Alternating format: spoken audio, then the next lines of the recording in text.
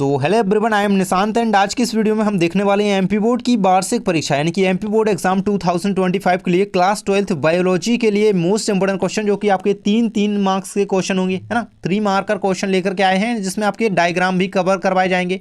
देखो, 3 अंक के आपके 12 नंबर के प्रश्न पूछे जाते हैं आपके एग्जाम में, तो इस वीडियो को देखना है इसलिए इंपॉर्टेंट हो जाता है कि ये इंपॉर्टेंट क्वेश्चन है एंड ये लास्ट ईयर में रिपीट हुए क्वेश्चन है, इसलिए मैं आपको ये टॉप 20 प्लस, है ना, 23 के समथिंग के क्वेश्चन है एंड इन क्वेश्चंस को करके जाओ, आपके 12 नंबर लगभग मैं कह रहा हूं कि सेफ हो जाएंगे, है ना। एंड 2 अंकीय क्वेश्चन का वीडियो मैंने डाल दिया था, जा करके देख लेना। एंड हम स्टार्ट कर लेते हैं एंड 4 नंबर के क्वेश्चन के जो वीडियो डाला हुआ है उसको जा करके देख लेना, तो तैयारी बहुत अच्छी हो जाएगी, है ना। बाकी जो सारा कुछ पढ़ा हुआ है ना, उसको रिवाइज अच्छी तरीके से करके जाना है ना। तो सबसे पहला नंबर क्वेश्चन 3 नंबर के रूप में रह सकता है कि मानव जीनोम की 3 विशेषताएं लिखिए। देखो, बहुत ज्यादा इंपॉर्टेंट क्वेश्चन है एंड ये देखो इंपॉर्टेंट है इसलिए दे रहा हूं क्योंकि लास्ट ईयर में आया हुआ क्वेश्चन है। देखो, तो मानव जीनोम में, है ना, 3164.7 करोड़ क्षार मिलते हैं भाई, इतने क्षार मिलते हैं, है ना, मानव जीनोम में। तो ये इसकी विशेषता हो जाती है, समथिंग आपको लिखना होता है, बिल्कुल एग्जैक्ट नंबर याद करने की जरूरत नहीं है कि 3164.7 करोड़, है ना। तो लगभग में लिख देना, कोई दिक्कत नहीं है कि वही याद करो, ठीक है ना। और इसमें बड़ी जीन क्या होती है, इसमें इनके जो क्षार होते हैं डिस्ट्रोफिन, वो इतनी संख्या है, 2.4 करोड़ है ना। तो ये यहाँ पे याद कर लेना है ना। मनुष्य की ज्ञात सबसे बड़ी जीन की बात यहाँ पे की गई है, ठीक है। सेकंड चीज है, जीन की संख्या 30,000 है, जो पहले की अनुमानित संख्या 80,000 से 1,40,000 तक है, से काफ़ी कम है ना। और लगभग सभी जो 99.9% लोग होते हैं उनमें मिलने वाले न्यूक्लियोटाइड्स क्षार एक समान ही होते हैं, है ना। वही ये 0.1% है कौन, है ना, ढूंढो कहाँ से आते हैं ये लोग। ये रहेगा हमारा थर्ड पॉइंट भी इसका याद रखो कि खोजी गई जो 50% से अधिक जीन के कार्य के बारे में जानकारी प्राप्त है, 2% से कम जीनोम प्रोटीन का कूट लेखन करते हैं, है ना। ये कूट लेखन बहुत इंपॉर्टेंट चीज़ है ना। एंड वो एक क्या चीज़ है यार, रेप्लिकेशन तो अपन पढ़ ही रहे हैं ना साथ ही। तो नेक्स्ट क्वेश्चन कहता है कि डाउन सिंड्रोम क्या होता है। डाउन एवं टर्नर, इन दोनों को पढ़ना है भाई भाई हैं ये दोनों, है ना। Turner syndrome and down syndrome, ये दोनों भैया हैं, ये दोनों आ सकते हैं अथवा मैं कह लूँ, है ना। तो दोनों को कर लेना यार। डाउन सिंड्रोम क्या होता है कि यह विकृति ऑटोसोमल गुणसूत्रों में परिवर्तन के कारण होती है। इन परिवर्तनों में 21वीं जोड़ों के ऑटोसोम्स में 2 की बजाय 3 गुणसूत्र होती हैं, अर्थात गुणसूत्रों की संख्या 46 के स्थान पर 47 हो जाती है। मतलब एक गुणसूत्र में बढ़ोतरी हो जाती है, वहाँ पे जो परिस्थिति पैदा होती है वो डाउन सिंड्रोम कहलाती है ना। सिंड्रोम को मंगोली जड़ता या मंगोलिज्म कहा जाता है, ठीक है। नेक्स्ट क्वेश्चन, इसके लक्षण कुछ रहेंगे। डाउन सिंड्रोम जिस व्यक्ति को हो जाता है उस व्यक्ति का कद जो है छोटा रह जाता है और कमजोर दिमाग मतलब हो जाता है। इनकी जीभ मोटी एवं अंगुलियां जो होती हैं ढूंढदार हो जाती हैं, मुख खुत्ता, है ना। तो ये सारी कुछ यहाँ पे परिस्थितियाँ बनती हैं, उसके लक्षण कह सकते हैं। एंड टर्नर सिंड्रोम भाई, ये बहुत ज़्यादा इंपॉर्टेंट है। इस प्रकार के सिंड्रोम वाले मनुष्यों की द्विगुणित कोशिकाओं या फिर जो डिप्लॉइड सेल्स होती हैं उसमें ऑटोसोम्स के अलावा लिंग गुणसूत्रों में से केवल एक्स क्रोमोसोम ही, अर्थात 44 और एक्स, है ना, ये मतलब एक्स मादा जो है जो गुणसूत्र पाया जाएगा।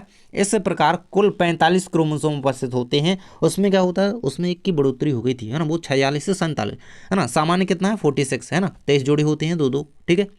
और इसमें क्या 45, इसमें मतलब कह लो ये कम रहता है, ठीक है। तो ये जब स्थिति बनती है तो इस प्रकार से के मादा मनुष्य बंध्य होते हैं, है ना। तो ये रहेगा आपके सामने इसके लक्षण। इनमें अंडाशय विकसित नहीं होती हैं, स्तन भी कम विकसित होते हैं, इनकी गर्दन बेब्ड तथा छाती चौड़ी होती है। आनुवांशिक रूप से ऐसे मनुष्य नर तथा मादा दोनों ही हो सकते हैं, है ना। तो ये चीज़ याद रखना है ना, आनुवांशिक रोग है एक प्रकार का टर्नर डाउन। नेक्स्ट कहता है कि सेब को आवासी फल क्यों कहा जाता है। आभासी फल, पुष्प का कौन सा भाग फल की रचना करता है भाई, ये इंपॉर्टेंट है। तो देख सकते हो यहाँ पर निषेचन के बाद पुष्प का, देखो सेब में क्या होता है, एक तरीके से अनिषेक फलन होता है सेब में, है ना, असंग जनन प्रक्रिया, ये बहुत ज़्यादा इंपॉर्टेंट भी है ना, अनिषेक जनन। तो निषेचन के बाद पुष्प का अंडाशय फल के रूप में विकसित हो जाता है। ये ऑब्जेक्टिव बना है, इस लाइन को बिल्कुल से याद रखना, किसके रूप में, फल के रूप में विकसित हो जाता है, अर्थात परिपक्व अंडाशय ही फल है। सेब में अंडाशय के अतिरिक्त पुष्पासन भी फल के निर्माण में भाग लेता है। वास्तव में सेब व नाशपाती जैसे फलों में पुष्पासन गूदेदार होकर के फल का मुख्य भाग मुख्य खाद्य भाग का निर्माण करता है, बनाता है, जबकि बीज धारण करने वाले कड़ी परत वाले, है ना, जो मतलब कह लो कि एकदम कठोर परत वाले लेयर वाले जो अंडाशय को खाने में प्रयोग नहीं किया जाता है, जो ऐसे फल अंडाशय के अतिरिक्त अन्य भाग जैसे पुष्पासन, पुष्पक्रम फल निर्माण में भाग लेते हैं, कूट फल या आभासी फल कहलाते हैं, है ना। तो ये आभासी फल यहाँ पे सेब को इसी कारण कहा जाता है। नेक्स्ट क्वेश्चन कहा रहेगा अपना जीनोटाइप एवं फिनोटाइप में अंतर लिखना है भाई। तो आपके सामने यहाँ पे 3 अंतर इसके दिए गए हैं, तो दोनों को याद कर लेना। यह किसी जीव के जीन संगठन को व्यक्त करता है। जीनोटाइप यह जीवों के बाह्य आकार, रंग, रूप आदि जो आकृति होती है समलक्षणी, और जीन रूप प्रारूपी, है ना। दोनों को हिंदी में भी दोनों के नाम याद रखना। जीनोटाइप जीन का समुच्चय होता है, फिनोटाइप भौतिकी अभिव्यक्ति है। इनका लक्षण एक समान होता है, इनको देखने पर भी इनकी जीन प्रारूपी भिन्न होती है ना, ये जो होती है इनकी भिन्न होती है। नेक्स्ट कहता है कि जैव पीड़क नाशी, है ना, बायोपेस्टिसाइड्स, इसके कोई 3 उपयोग के लाभ लिखना है आपको। तो इन रसायनों से हानिकारक कीटों को नष्ट किया जा सकता है, जिसमें फसलों का बचाव होता है भाई। तो ये एक लाभ हो गया, है ना, ये उपयोग भी इसका हो गया। ये पर्यावरण को प्रदूषित नहीं करते हैं, ये अपेक्षाकृत सस्ते होते हैं, ये अलक्ष्य कीटों को हानि नहीं पहुंचाते। मतलब जिन कीटों को, जैसे अपन केंचुआ वगैरह हो गया, अपने कुछ ऐसे मित्र, फसल मित्र कीट होते हैं, उन्हें अपन को नुकसान नहीं पहुंचाना है। तो ये जो पीड़कनाशी हैं वो उन्हें नुकसान नहीं पहुंचाएंगे, है ना। तो एक तरीके से अपने लिए तो अच्छे हैं कह लो, है ना। तो इन्हें आवश्यकता अनुसार उत्पादित किया जा सकता है, ठीक है। अगला क्वेश्चन आ जाता है कि पुनर्संयोजन डीएनए टेक्निक के महत्व एवं उपयोग को समझाइए। तो डीएनए पुनर्संयोजन टेक्निक या जीन क्लोनिंग के द्वारा हमें वांछित गुणों वाले जीनों को अन्य जंतुओं या पौधों में प्रत्यारोपित करने, इनकी अच्छी किस्म तैयार करने, इनमें सफलता प्राप्त हुई है। तो ये पुनर्संयोजन डीएनए तकनीक है, इसके महत्व के बारे में जरूर से याद रखना। एंड ये इसके कुछ पॉइंट रहेंगे। सेकंड पॉइंट दिया गया है कि इस तकनीक द्वारा अनुवांशिक रोगों का भ्रूणीय अवस्था में ही पता लगा लिया जाता है। इस तकनीक की सहायता से विभिन्न प्रकार के पुनर्योगिज वैक्सीन्स का विकास किया गया है। इस तकनीक के द्वारा ही विभिन्न हार्मोन्स जैसे इंसुलिन हो गया, इंटरफेरोन प्रोटीन हो गया, है ना, इन एवं विटामिन्स का भी इसमें क्या है, औद्योगिक स्तर पर निर्माण संभव हो पाया है, ठीक है। तो एक तरीके से ये डीएनए पुनर्योगज तकनीक के माध्यम से ही ये सारा कुछ संभव है। नेक्स्ट हमारा कहता है कि व्यावसायिक उपयोग में आने वाले किन्हीं 3 सूक्ष्म जीवों के नाम। तो लैक्टोबैसिलस भाई, ये दही काहे जमाओगे, किससे जमाओगे, तो ये बहुत ज़रूरी है ना। सूक्ष्म जीव है, दही इसी से जमता है ना, याद रखना।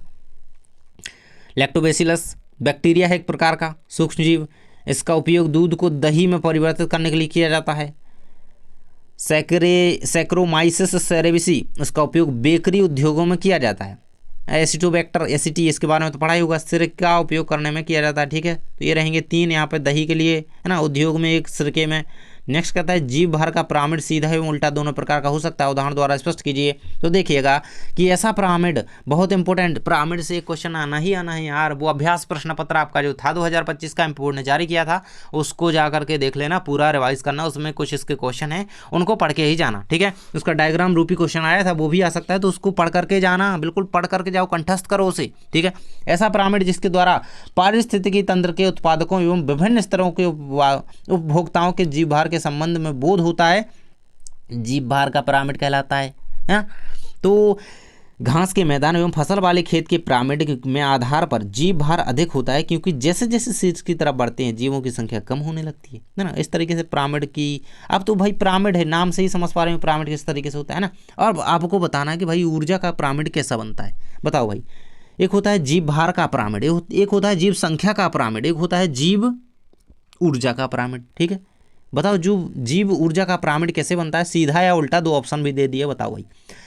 मेंडल का प्रभाविता नियम लिखिए, देख सकते हो यहाँ पे।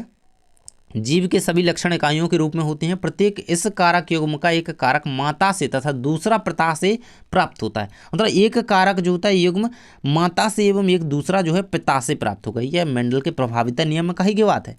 तथा एक युग्म के दोनों कारक एक एक दूसरे के विपरीत प्रभाव के हो सकते हैं। ऐसे युग्म का केवल एक एक लक्षण किसी विशेष कारक के युग्म को निर्देशित होता है, ये यहाँ पर प्रभाविता का नियम इनका कहता है। अगला है खाद एवं जैव उर्वरक में अंतर लिखना है। तो ये रासायनिक कार्बनिक कहलाते हैं, ये जीवों के रूप में तो मतलब जीव रूप में होते हैं एक तरीके से, जो फसली पौधों को पोषक तत्व उपलब्ध कराते हैं। और यह पौधों में या मिट्टी में उसकी संरचना, वायुधारण क्षमता तथा हाइड्रेशन क्रिया को बनाए रखते हैं। ये मिट्टी में उसकी संरचना, वायुधारण है ना। ये हाइड्रेशन की क्रिया इनसे इन्हें कोई मतलब नहीं होता है, भाई कर तो अपना कर, है ना। फसलीय पौधों को सभी प्रकार की खनिज लवण देते हैं, जो खाद जो होते हैं फसलीय पौधों को खनिज लवण देने का कार्य करते हैं, है ना। ये जो है कुछ पोषक पदार्थ प्रदान करते हैं, लेकिन हर एक तरीके से नहीं, ठीक है। अगला क्वेश्चन आ जाता है शुक्राणु जनन एवं अंडाणु जनन में अंतर लिखना है, बहुत इंपॉर्टेंट क्वेश्चन है। यूजेनेसिस एवं स्पर्मेटोजेनेसिस, तो ये आंसर याद रखिएगा। अंडाणु जनन अंडाशयों में होने वाली प्रक्रिया है और शुक्राणु जनन वृषण में होने वाली प्रक्रिया है, ठीक है। दोनों को याद रखो। इसमें एक प्राथमिक ओसाइट से एक अंडाणु बनता है, इसमें एक प्राथमिक स्पर्मेटोसाइट, भाई ओसाइट इसमें ओजेनेसिस में तो साइट होगा ना, और इसमें स्पर्मेटोसाइट से एक 4 शुक्राणु का निर्माण होता है, ठीक है। इसमें एक ही अंडाणु का निर्माण होता है, इसमें 4 शुक्राणु केवल एक एक से बनता है, ठीक है। इसमें ध्रुवीय का है ना, जो पोलर बॉडीज होती हैं वो बनती हैं, इसमें उनका निर्माण नहीं होता है।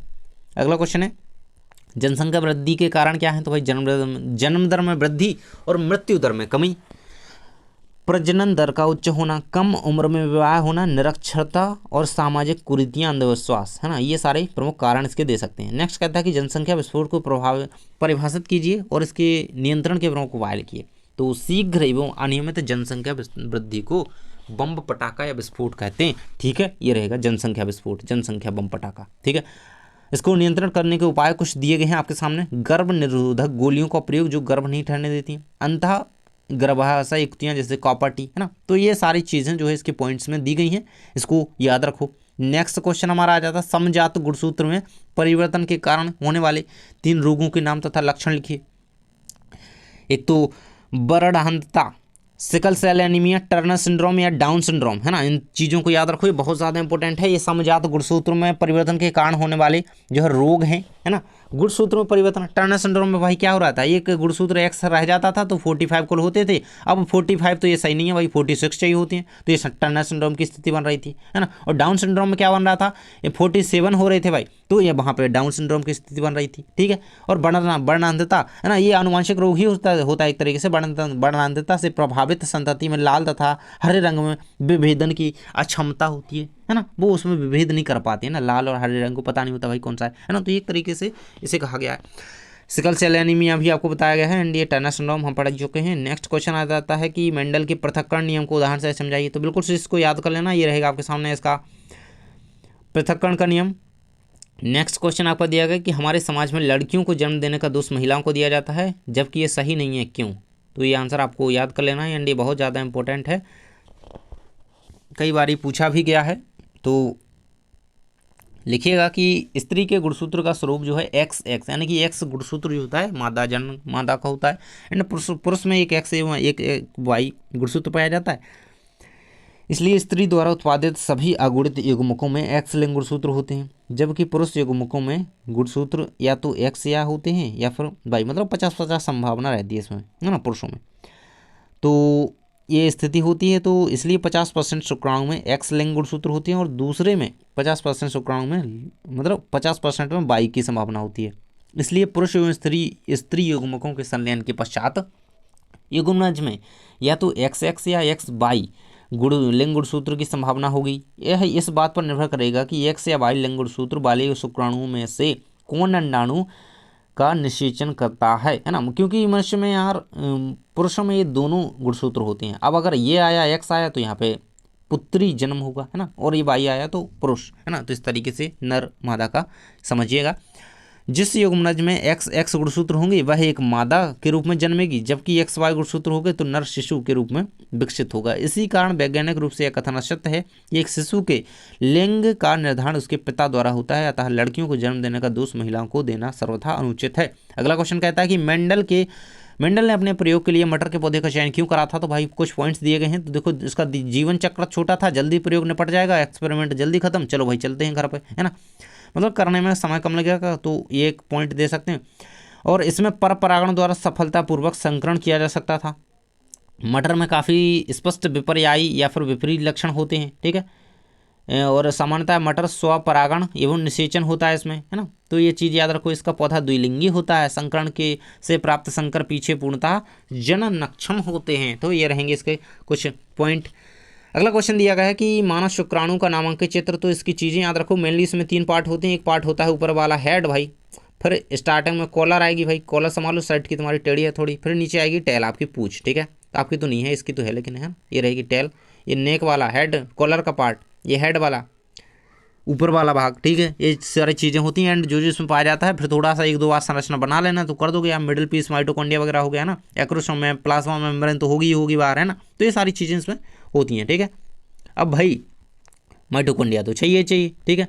अगला क्वेश्चन आपका आ जाता है स्त्री जनन तंत्र का नामांकित चित्र बनाइए, तो ये रहेगा आपके सामने यहाँ पे डायग्राम, यहाँ पे स्त्री जनन तंत्र का, मादा जनन तंत्र का देख सकते हो यहाँ पे इस तरीके से एनाटॉमी, ये सारी चीज़ें याद रखना है। यहाँ पे फेलोपियन ट्यूब होगी, ओवरी होगी, यूटेरस हो गया, कैर्वेक्स हो गया, वेजाइना हो गया, हाइमन हो गया, है ना, ये सारी चीज़ें होती हैं और ये आपको याद होना चाहिए, बना लेना 2 बार, अगर अच्छी तरीके से कर लिया तो भाई एग्जाम में आ गया तो बिल्कुल छोड़ के नहीं आओगे, ठीक है, इसको करके जाना।